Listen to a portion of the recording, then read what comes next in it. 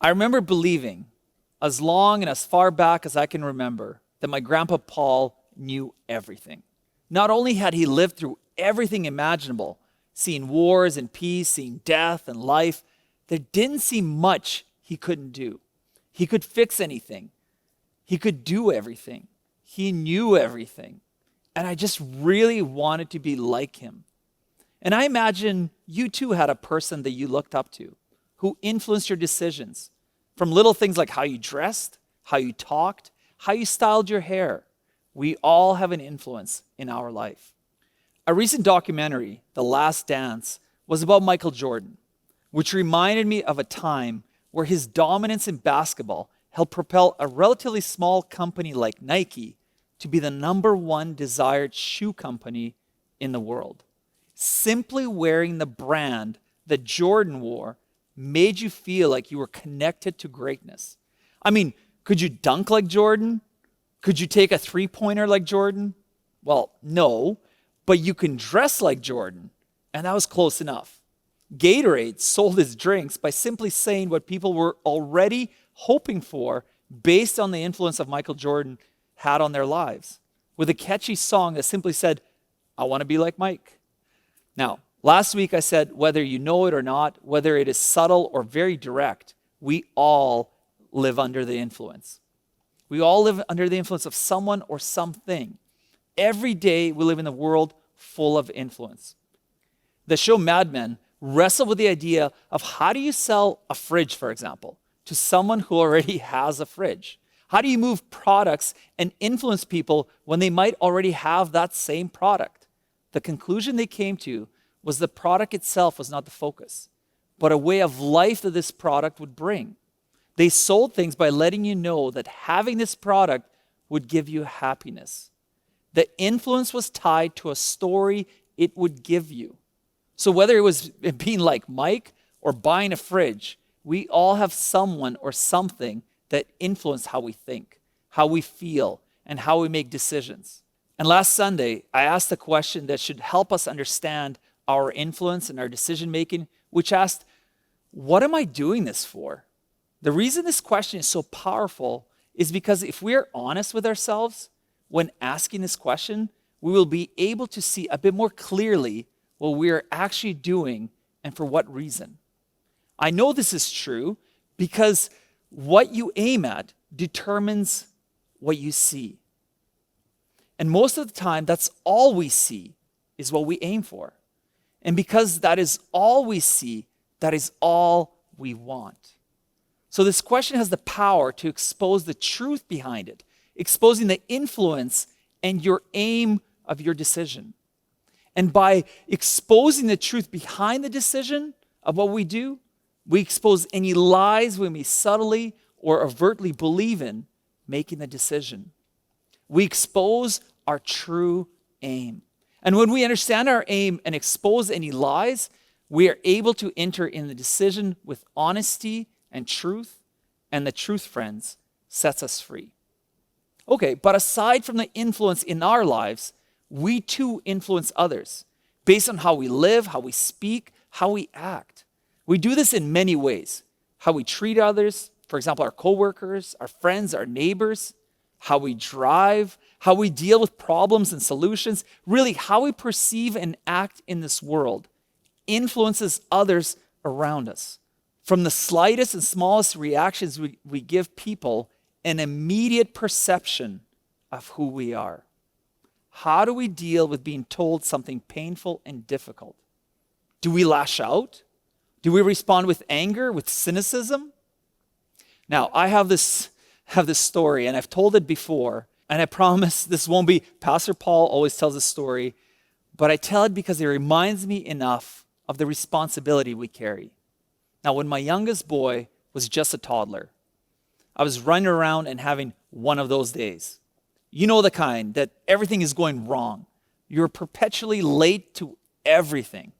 And even as you get to the place you needed to get to, things are going wrong and things are not ready for you. And they're not easy and not quick, not straightforward. It was just one of those days. If you're a parent, you know what I'm talking about. The chaotic running around that makes you feel like you're running out of your mind. So it was one of those days. And as I was driving around to one thing from another, I picked up my boy. I was already late, already in a rush, already in the bad mood, all ready to be my worst self. And we are driving to his soccer practice, and I'm late. And I promised, as one does, to help at practice. And I hate being late. And here I was knowing that parents and kids are depending on me to help them. And in my mind, I had already disappointed all of them. And of course, the drive to practice, I hit every single red light. The world and our city's planning crews were conspiring against me. It was me against the world. And as I hit another predictably red light, I began to open my mouth to say what I wanted to say to the powers that be that programmed the lights in our city. And just as I opened my mouth, right in that perfectly timed moment, a cute, bubbly voice of my toddler son said what I wanted to say. I mean, said all I wanted to say. What a humbling moment that was. Friends, to know in that moment, I felt the power of the responsibility flush across my body. Oh man. And sure, we can slough it off and say, oh, it was just one time. We all have those. But the power of influence that was playing out in my son from me to him was not a one-day thing. Whatever I did driving had developed a pattern of how I dealt with frustration while driving. My son did not know what I would say from just that one day. My son knew what I would say and how I would say it from observing me for, his whole life. The influence I had on him was from observation of who I was in the car. I was teaching my son that day that a day can overwhelm me. So much so that who I was in private did not have to correspond with who I was in public. The dose of honesty I received that day was the power of influence that you wield every day. Not only by our words, but by our choices, decisions, and actions. Each one of those actions had a choice and a decision. And each one of my decisions had a story to tell. And maybe like me, you have a story that you are not as proud of. Maybe there's a story or decision that you made that didn't ask the question, what am I doing this for? And you didn't consider the end goal in mind. You maybe only considered how you felt in the moment. And maybe that feeling, that decision, that action sabotaged your influence in the way you never intended it to. Who we are in private eventually reveals who we are in public. Who we are in our private life will shape who we are in our public life eventually, whether we like it or not. And both our private and public life will influence someone whether we like it or not. So the question we want to ask ourselves is, what influence do we want to have on others? And look, we can push against that and say things like, I just want to live my life. I'm not here for anybody else. But the hard truth is, we already, whether we like it or not, have an influence on someone. Now, there's this awesome illustration of this whole human condition in the Old Testament. And the reason I believe it's such a crucial illustration is that it captures our human condition so well. The Bible records a story of a whole people group. And it also looks through the same story at us personally and ties the influence we have one on another in the human condition. It's really brilliant. And the story really starts with the forming of a nation, which is found through a person and a family of Abraham. Now we read, the Lord had said to Abram, go from your country, your people, and your father's household to the land I will show you. Now Abraham's name is not Abraham yet, as you could see. Yet he is Abram right now. And in these ancient times, your name spoke very significantly of who you are. And as a result, names changed and adapted to tell a new story. And we see God says, go. There was a call for something new. I will make you into a great nation, and I will bless you. I will make your name great, and you will be a blessing. we need to see something very important that God is asking and telling Abraham in these two verses. There's something very significant and important here. First, the go part. Because I'm going to do something great in you and through you. Now, this is awesome. This is the part that I love. Who doesn't like that? Who doesn't want that call in their life? I want to be great, and I want great things done through me. Who does not want that? And I will bless you, God says. Well, on that part, count me in. But don't miss the significant point that God tells Abraham and later the entire nation. You will be a blessing. The things I'm going to give you, God says, the things that you will have, all the stuff that will make you a great and numerous and powerful and strong nation, all of that is not just for you. All of that I will give you will be so that you will be a blessing to others. So that your influence will be so big, your influence will be so great, your influence will reflect God in such a way that all other nations will be blessed by knowing you, by learning from you. Knowing you will mean they will know God. Beginning with Abraham, to his son Isaac, to Isaac's son Jacob, whose name is also changed to Israel. The nation that grows from him was to be a blessing to other nations, was to be a light, was to be a way of living that was so influential that people would want to know God because it was a better way to live, because it told a better story. Some of you know what happens to the story of Israel. Israel, of course, instead of being an influence, became influenced by other nations. There was a perpetual drift in Israel that occurred when they became selfish.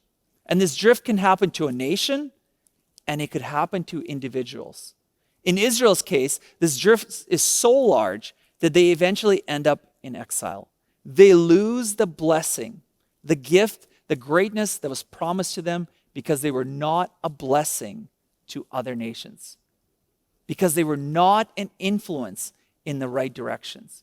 Because their aim became selfish, self-absorbed. They became like everyone else around them.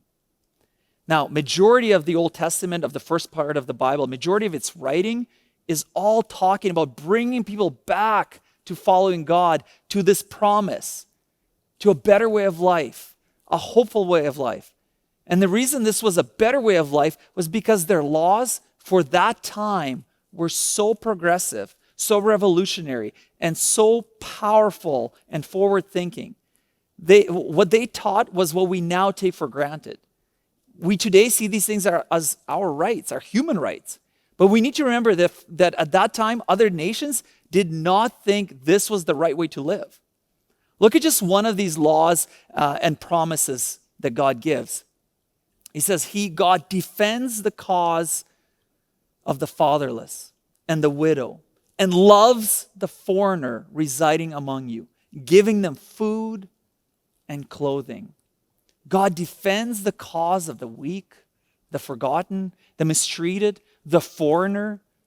The nation was explicitly commanded to be a blessing, to be an influence for God, to be a light. Living in Israel under these rules was simply better than living in other nations. Under these rules, there were an influence that brought people to them. We see that the decisions and choices that the nation of Israel made contributed directly to the blessing they received. And the blessing they received coincided with how they blessed others. Let me put it this way. How they cared for and influenced others directly affected how well they lived and the story they told. You see, God is telling Israel, He's telling us, by the proportion you are willing to be a blessing to others will be the proportion by which you will feel blessed. How you act and live in this world, the choices you make, tell a story to people around you. They influence people around you, and by your influence, you tell a story of your life. So let me ask you another question. What story do you want to tell? We tell a story by how we act. How we act demonstrates what we believe, and what we believe influences those around us. And who doesn't want to tell a great story? Who doesn't want their influence to shape the world around them for the better? So let's come back to our original first question. What am I doing this for? Your actions, your decisions have an influence on someone or something in this world.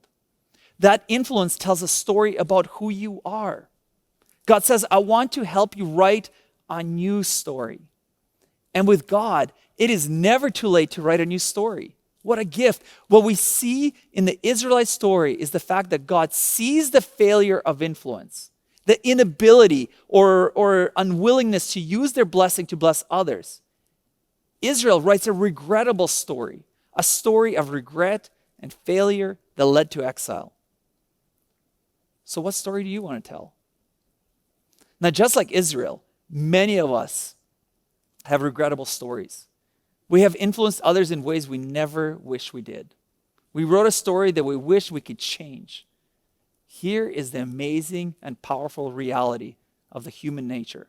Whether you believe in God or not, whether you are just curious about the whole thing or whether you believe nothing at all, the reality is that people can dramatically change. It's possible. You are part of writing your story, and you can begin to write the story anew.